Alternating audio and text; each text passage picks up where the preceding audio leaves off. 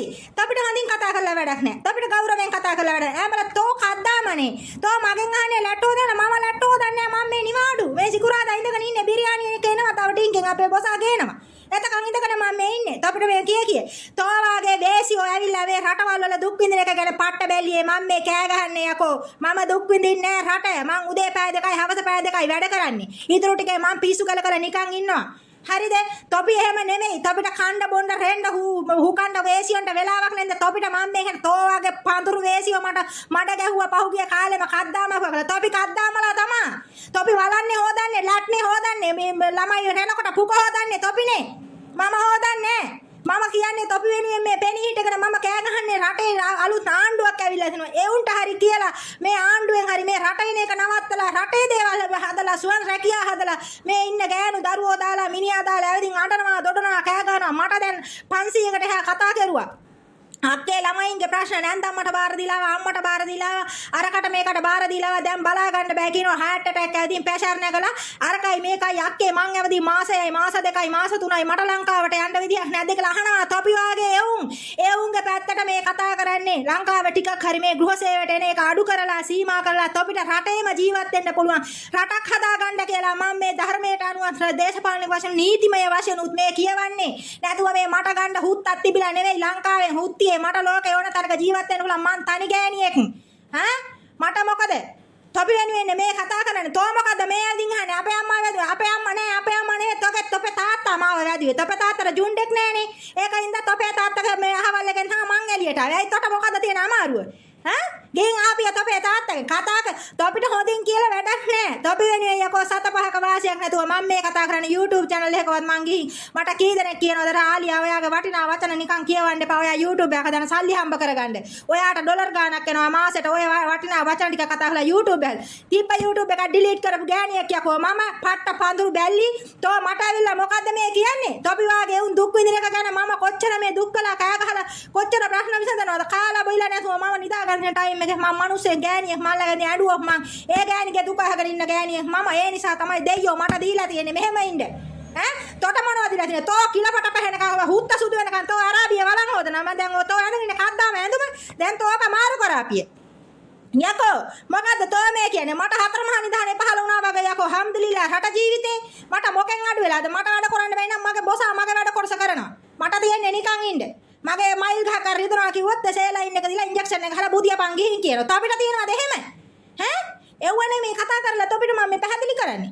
තොපි මේකට ඉතින් හාන්නේ මහින්දයට බැන්නට මහින්ද රාජපක්ෂ හිටපු ජනාධිපති. ඉතින් මොකද ඒක පුක කටේ දාගන්න. තෝ ගිහින් කටේ දාගන්න. තොට විලි ලැජ්ජහ නෑනේ. තෝ බලන් හොදන්නේ යරාබිය ඇවිදි. මහින්ද රාජපක්ෂ ආණ්ඩුව කරනකොට දිනු කරපු හින්දාද? තෝ බලන් හොදන්නේ මේක ඇවිදි. උන් හරියට රට ඇදුවනම් යකෝ තොපි ලක්ෂ ගණන් මෙව්වල ඇවිදින් දුක් විඳිනවද යකෝ අරාබියේ? ඒක නෙමෙයි කියන්නේ. අර අලුත් ආණ්ඩුවේ මම දැන් අර පහුගිය කාලේ කුවේට් වල පඩි අඩු කරුවා කියලා පුක පොලේ ගහගත්තා. මම කිව්වේ අලුත් ආණ්ඩුව ජනාධිපති මට පෙස්සන් ගහමු අපි. මෙන්න මෙහෙම අපිට සාධාරණ පඩියක් දෙන්න කියලා. මට තොපේ මගුල් ඕනේ නැහැ. මට හොඳ පඩියකුත් හම්බෙනවා මාසෙට බෝනස් හම්බ වෙනවා. කණ්ඩ බොණ්ඩ ඔක්කොම ෆ්‍රිජ් තුනක් පුරවලා මට හතර මහා නිදහනේ. මට තෝ මොකද්ද මේ ඇවිදින් කියන්නේ? තොට හරි අමාරු මහින්ද හතර බයිනකොට නේද? වලවෝසනේ. ඇයි ගියාත් මේ සංසාරේ කරපු පාපේට මහින්ද මහත්තයාගේ වලව්වේ පුක හොදන්න ඇතිතෝ. සට්ටම් බිරාලලා කියලා කියන්නේ. පුක හොදන්නේ උන්ට වේසි. තෝ මෙතන ඇවිල්ලා මට බයින්නේ. මම ඇත්ත කිව්වේ අනිතක හාමුදුරුවෝ ගැන මම ඇත්ත කිව්වේ. මේ මුස්ලිම් මිනිසුන්ට රට දීලා නෑනේ. මුස්ලිම් මිනිහට තම්බියට රට දුන්නා නම් රට ලස්සනට හදා ගන්නවා අරාබිය වගේ. තොපි යවුවා කරන්න දෙනවයි. ඒකනේ මං හාමුදුරුවෝ කිව්වේ හාමුදුරුවෝ කියන්නේ උන් බණ කියන්නේ තු දේශපාලනයේ පාසේ යන්නේ උන්ට මම වෙන්නේ. මං කියන්නේ ඇත්ත. මං ඇල්ලලා මරුවා සූරසර්දියලාගේ මම කියන්නේ ඇත්ත කතාව. ධර්මය දෙන්නේ නැහැ මිනිස්සුන්ට. ධර්මය දෙන්න දැන් මිනිස්සු විහිළු වැටිලා ඉන්නේ. මට මේ දැන් 6 දෙනෙක් ජුන්ඩෝ එවලා. මම දැන් අර ස්ක්‍රීන්ෂොට් ගහලා මං උන්ට කිව්වා ජුන්ඩෝ නෙවෙයි මොනවා එව්වා මං ඔවා හොඳට බලාගෙන ඉඳලා මම සද්ද නැතුව තියාගෙන ඉන්නවා. මට විරුද්ධව තොපි වාගේ වේස ගෑනු ගිහින් ඉදිරිපත් වෙලා නඩුව කරද මම පෙන්නනවා මම සමාජයේ මේවා විවෘතව කතා කරා. ඒ කාන්තාවක නිදහසේ ඉන්න දෙන්නේ. තොපි වාගේ දේශියොට නිදහසේ ඉන්න ඕනේ නෑනේ. තොපිට පෙර සංසාරේ කරපු පාපෙට වලම්ම හොදලා පුරුදු වෙලා අරාබිකාරයාගේ. ඒකයි මම කියන්නේ. අරාබිකාරයාගේ වලම් හොදන්නේ නැතුව ලංකාවේ සුවර් රැකියා හදාගත්තා නම් ජීවත් වෙනවනේ යකෝ දරුවෝ මල්ලොත් එක්ක. ඒකනේ මම මේ කියන්නේ. තෝ මොකද මේ කරින්ගගෙන යන්නේ මහින්ද මහත්තයා හාමුදුරන්ටයි ගැන කියාපේකට. තොට නැගලා දින නැගිලා. ඇයි තොට මහින්ද මහත්තයා ගෙවල් දරවා දීලා ඒකද තෝ වලම් හොදන්නේ අරාබිය ඇවිදි. කතා කරන කැත. මම කතා කරන්නේ ලස්සනට තොපි ආගේ උන්ට. තොට අල්ලා දෙයියොත් අපිට තොට දඩුවම් කරලා තමයි තෝ වලන් හොදන්නේ මේ වලයවදී. තොට හරියට කණ්ඩද බොණ්ඩද ඉන්නද මොකද තෝ බිරියානි කෑවද ගිය පාරල් සෙට් එකත් එකතු වෙලා. හැමදාම කනවද බිරියානි? ඈ? කද්දාමාකම කියන්නේ ලෝකේ මොනවා කිව්වත් ක්ලීනින් ජොබ් එක කියන්නේ ලෝකේ පහත්ම රස්සාව. මොන රටේ ගොයි නගර සභාවේ වැඩ කෙරුවා. ඒ වල මෙදිලා ටිකක් හරි අපේ බිස්නස් එකක් පටන් ගන්න අපි ලස්සනට ජීවත් වෙන්න කියලා මම මේක ගහන්නේ. මුන්ට වලන් හොද මුංග තියෙන රැඟිල්ල යකෝ මේ කිව්වලු කියලා. තොට මොලේ නැති ඉඳනේ තෝ ඔය වලන් හොදන්න රින්ගගෙන ඉන්නේ. තොට මොලේ නැහැ. මෙච්චර මම මේක ගහන්නේ. රටේ උන් ටිකක් හරි සීමා කරලා ලංකාවේ ජීවත් වෙන රටක් හදාගන්න මේ දවසින් දවස මේ එයාපෝට් එකට ගිහින් බලපන් මිනිස්සු රට යනවා මලු බැඳගෙන. රට යන එක දහපන්කම. රටේ දෙයක් ආර්ථිකය ගොඩනගාගෙන ජීවත් වෙනවා මිසක්කා. ඒකනේ මම මේ කිව්වේ. මම වගේ කවුද යකෝ අපිට දෙනවද රට ගැන කැක්කුම. ලංකාව කාලා දියබිවේ හාමුදුරුවෝ දේශපාලඥයෝ නීතියයි. ඒකනේ මං කිව්වේ ඒව හරියට මේ ආපු අලුත් ආණ්ඩුවෙන් හරි හදනම නම් නීති පනක් ගෙනලා අපි කාටවත් හොඳයි. අද ගෑණියෙකුට පාරේ බහලා යන්න පුළුවන්. තනේ මෙරිකනවා බස් එකේ ඉඳගෙන ගියොත් හිටගෙන ගියොත් ජැකේ ගහනාගේ ජුන්ඩාගෙනත් හේතු කරනවා. පාරක හිටගෙන මේ බස් වලට කහන්දාවේ 7-8 හිටගෙන හිටියොත් එහෙම රුපියල් 5000ට එනවාද රූම් යන්න හන. ඒ මොරටක් ලංකාව. ඒවනේ මම මේ කියන්නේ. තෝ වාගේ දෙපැත්ත පහිච්ච කඟ වේනා වගේ ඉන්න පහිච්ච වේසියෙකුට ඔව්වා තේරෙන්නේ නැති එකනේ පුදුමේ තොට වැඩිය මට තේරෙනවනේ බොල ඊට වැඩි. තෝ මට වැඩිය කොටු 4 දෙනෙක්ගේ වයසනේ. තෝ අපේ අම්මගේ වයස වෙන්න ඇති. තෝ අදටත් තෝ බලන්නේ හොදන්නේ එහෙනම් ඇවිල්ලා මේකේ. බලපන් අපේ අම්මලා ගාවල වලලා ඉන්නවනේ. තෝ එහෙම කතා කරන්නේ. වීලි ලැජ්ජා නැති. තා වාගේ උන් තමා ගිය පාර මට මඩක් ගැහුවේ. තෝත් අය කාගේ හරි පුක දෙන වේසියක් වෙන්න ඇති. ඔය කොහේ රටකට වෙලා. ඒකනේ තොට පුකේ අමාරුව බැලපු එකට. කිව්වේ ඇත්ත. හාමුදුරුවෝ හරියට ධර්මයේ කියනවා නම් ගානු කී දෙනෙක් අඬනවද යකෝ?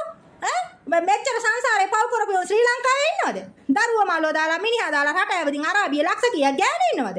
තමන්ගේ ගෑණි දරුවෝ දාලා මිනිස්සු කී දෙනෙක් රටවල ගිහින් ඉන්නවද? මෙව්වා සංසාරේ පව් නම් මේ ලෝකේ වැඩියම පව් කරපු ඉන්නේ ශ්‍රී ලංකාවේනේ. බලපන්කෝ වෙලා තියෙන දේ. එව්වනේ මම කිව්වේ ඒවා ටිකක් හරි මෙල්ල කරගන්න ධර්මයෙන් පුළුවන් වෙනවා නීතියෙන් පුළුවන් වෙනවා දේශපාලනයෙන් පුළුවන් වෙන්න ඕනේ. ඒකයි මම කිව්වේ මට මොකද යකෝ? අපි කාවනේ බඩගින්නේ වේලිලා මහපාරක වැටලා මැරිලා ගියා. මට වැඩක් නෑ. මට 4 මහනි දාරේ පහලනවා. මට හම්දුලිල්ලා. මම මේ කාලා නිකන් ඉඳගෙන අනේ අනිත් දෙවුන්ට හෙන ගහපන් කියන જાතියේ ගෑණියක් නෙවෙයි යකෝ. මම කනගානේ මම දෙයියන්ට කියන්නේ අනේ මේ වගේ කෑම ටිකක් කන්න මම වගේ මේ රටවල වැඩ කරන අනිත් දෙවුන්ට ලැබෙනවනම් කොච්චර දෙයක්ද? පාන් වාටි ගිලගිලා කුබුස් ගිලගිලා තොපි ඉන්නවා කියලා. ඉතින් අට සෞදි රටේ දැන් 200ක් විතර කතා කරා. එක ගෑනුවා එක්කෙනෙක් ඇවිල්ලා කව කණ්ඩ තියනවා. අනිත් හැම එකම හෙන කණ්ඩ නෑ බොන්න නෑ සබන් කෑලි ඉඳලා ගන්නවලු. එහෙම දුක් විඳින ඒ උන්ට තමයි මේ කියන්නේ මේ තොපි වෙනුවෙන්. තොපි වෙනුවෙන්. මට මොකද? මට මාරේ කතානේ බා මුන් කියන්නේ තෝට හරි පුකේ අමාරුව. මහින්ද මහත්තයාට මේ දේශපාලන වුණ හාමුදුරන්ටයි බැනපු එකට. බුදුහාමුදුරන්ගේ ධර්මයේ කණේක මේ මුළු ලංකාවම දන්නවනේ බුදුහාමුදුරන්ගේ ධර්මයේ විනාශ කරන්නේ කවුද කියලා. ඔය සතියෙන් දෙකෙන් හුචම් පචන් ගාලා එළියට පයින්නේ හාමුදුරුවෝ කරන වැඩක් පයින්නවා දේශපාලඥයෝ තොපි වගේ අම්මන්ඩිලත් එහෙම තමයි. අපේ කරපු හුත්තක් නෑනේ අර සර්පාන්ගේ ෆොටෝ දාලා මං ඌත් එක හැමිනෙනවා කියලා තොපි මේ ලයිව් දාගෙන කිව්වා කියලා සාක්ෂි තියෙනවද? හැමිනෙනවා කියලා. හැමිනෙන දවසක් එයි. අන්න ඒ දාට බලපියව. එතකන් ඉතින් එඩිට් කර හිටපියව. එහෙමනේ තොපි පදහැදුවේ මට. කොහෙද මගේ තිබ්බේ? මට ෆොටෝ දාලා මේ මං ගණිකාවක් කරේ මේ කියලා මේ අහලා දැන් තොපිට තිබ්බද? ඔප්පු කරන්න සාක්ෂි තිබ්බා? අර ගෝල් ෆේස් එකේ ගහපු අර ෆොටෝ අරගෙන දාගෙන තොපි වගේ උන් තමයි මට මඩ ගැවේ. තෝත් එහෙම එකියක් වෙන්න ඇති. පැට්ට වේසි කද්දාමකම කරලා විලි ලැජ්ජා නැද්ද යකෝ වලන් හොද මේ දේශපාලඥයන්ටයි මේ අර උත්තටයි මේ උත්තටයි කඩේ යන්නේ. අපිට මේ ලස්සන රටක් මේ සෝබාධමෙන් දීලා තියෙද්දි ඒ රටේ ජීවත් වෙන්න විදිහක් නැති ඉඳා මම මේක ගහන්නේ. මටත් තියෙන ජීවත් වෙන්න විදිහක් නැති නේද මම මේ කියන්නේ. තියෙන දේවල් වඩා වර්ධනය කරගෙන යන්නේ කොහෙද? ලාභයක් ගන්න පුළුවන් ව්‍යාපාරයක් කරන්න පුළුවන්ද?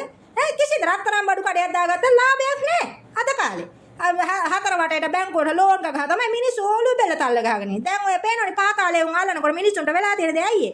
කළු සල්ලි වලට තමයි ඔක්කොම සැපගත්තේ. බලාගෙන හිටපන් තව අවුරුද්දක් විතර අනුර මහත්තයා ඔය නීති ඔය විදිහටම ක්‍රියාත්මක කරුවොත් එහෙම ලංකාවේ පොසත්තු කවුද කියලා හොඳට බලාගත්තා. ඒක පොසතෙක්වත් නෑ ලංකාවේ. ඔක්කොම කළු සල්ලි තමයි දිව්වේ මෙච්චර කාලයක්. එව්වා තමයි මේ කියන්නේ. අපි වගේ උන්ට කොන්ද පණ නෑ ගෑනු උනාට. ඒකනේ වලන් හොදන්නම දෙයියෝ දීලා තියෙන්නේ. එච්චර හෙන ගහන්න වෙලාවත් විලි ලැජ්ජා නෑ. ඇවදින් මෙතන බයින අම්මා නේ වැඩිය තප තාත්තා. වේසි